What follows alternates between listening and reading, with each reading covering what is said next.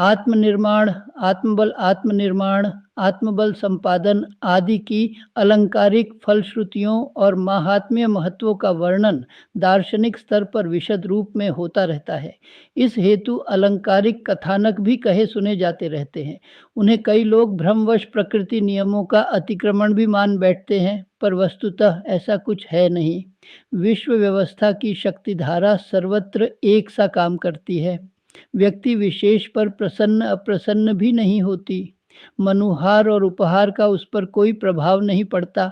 उपासना साधना के नाम पर जो कुछ भी किया जाता है, उसका एकमात्र उद्देश्य व्यक्तित्व का विकास परिष्कार ही है। इतना बन पड़ने पर मनुष्य एक ऐसा चुंबक बन जाता है, जो बहिरंग क्षेत्र की समृद्धियों और अंतरंग की विभूतियों एवं सिद्धियों को अपने साथ खींचता और जोड़ता रहता है। व्यक्ति चेतना की तरह ब्रह्मांड चेतना भी है। चिंगारी और ज्वाला की उपमा इसी प्रसंग में दी जाती है।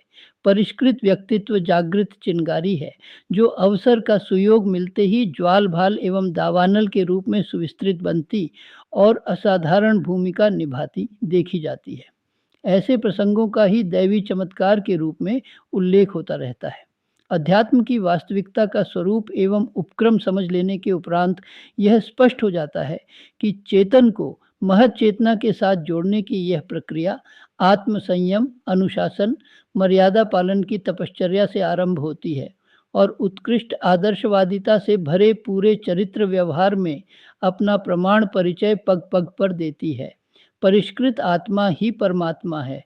वेदांत दर्शन में अयमात्मा ब्रह्म, प्रज्ञानम ब्रह्म, तत्वमसि, सोहम, शिवोहम जैसे सूत्रों द्वारा वास्तविकता का स्पष्टीकरण किया गया है। गई गुजरी स्थिति में मनुष्य नर वानर से अधिक और कुछ नहीं रहता। संचित कुसंस्कार और प्रचलन के प्रभाव मिलकर पतनोन्मुख प्रवाह उत्पन्न करते हैं। ढलान पर वैसे लोग क्रमशः नीचे की तरफ खिसकते रहते हैं। पतनोन्मुख इन्हीं प्रवृत्तियों को भव बंधन, नरक आदि नाम से जाना जाता है। असुर, शैतान, दैत्य, दानव आदि यही हैं। जन साधारण पर छाए हुए इस कुहरे को हटाने को, उसके देव मानव स्तर को प्रकट करने वाले स्वरूप को ही ब्रह्म निर्वाण कहते हैं। यही ईश्वर दर्शन है।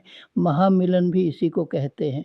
जीवन मुक्त उन्हीं को कहते हैं जो अपनी चेतना को कषाय कल्मशों से मुक्त करके निर्मल जल अथवा स्वच्छ दर्पण जैसा बना लें। उन्हीं पर आकाश का प्रतिबिंब यथावत उतरता है। ईश्वर सान्निध्य इसी आधार पर बन पड़ता है। चुंबक के साथ लोहे के टुकड़े ही सट पाते हैं। अधिक तापमान से प्रभावित हुआ कोयला ही हीरे के रूप में परिणत होता है। सद्गुणों के समुच्चय वाली विश्वव्यापी चेतना ही परमात्मा है। उसी स्तर की आत्माएं ही सजातीय के साथ घुलने में समर्थ होती हैं। अध्यात्म का स्वरूप और उद्देश्य यही है। यह उपक्रम जहाँ जितने अंश में बन पड़ रहा हो, समझना चाहिए कि वहाँ उतना ही भगवान का निवास है। असली और बड़ी मात्रा में होने पर ही महत्वपूर्ण सत्ताएं अपना चमत्कार दिखाने में समर्थ होती हैं।